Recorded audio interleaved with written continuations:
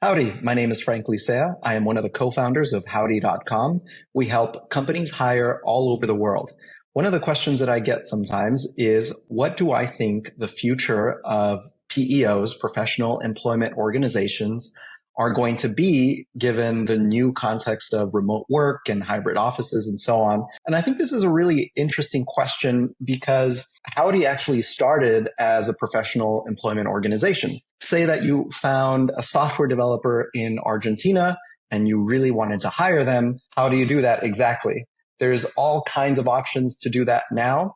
But the way that we did it and still do it at Howdy.com is we have an entity in Argentina or Colombia or wherever it is, and we will go ahead and contract that person and be the employer of record for you so that you can work with them. Howdy would take care of the logistics of payroll and taxes and so on.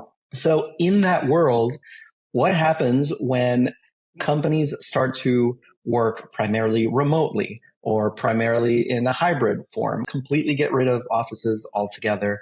How does that work for PEOs? Well, I think there are two interesting things to consider about PEOs all over the world and the new hybrid work environment.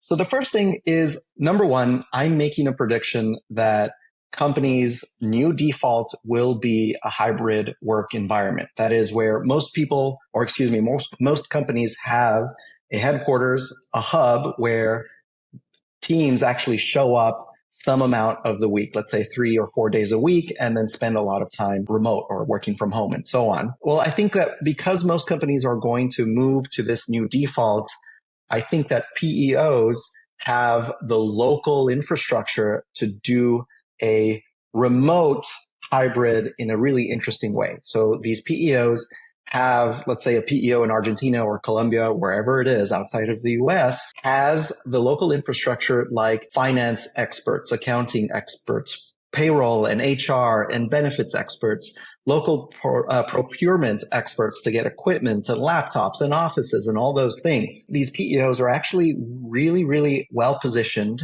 such that with a small extra step, they can actually build these hybrid teams, these hybrid pods remotely in another country or in another location. And so that leads me to point number two. I think that the smart PEOs are going to realize, oh my goodness, with just a little bit of extra effort, making our local infrastructure here available to teams in the United States, then we can actually build these remote centers or these remote centers of excellence where we have our customer support or where we have our software engineering and so on, because the PEOs that in these remote locations in these other countries, well, they already live there. They already know who to contact for office space. They already know who to contact for taxes and so on. All they're missing is a customer in the US who wants to use and piggyback off of that infrastructure. Last little point is that I think that the PEOs around the world that don't take advantage of this new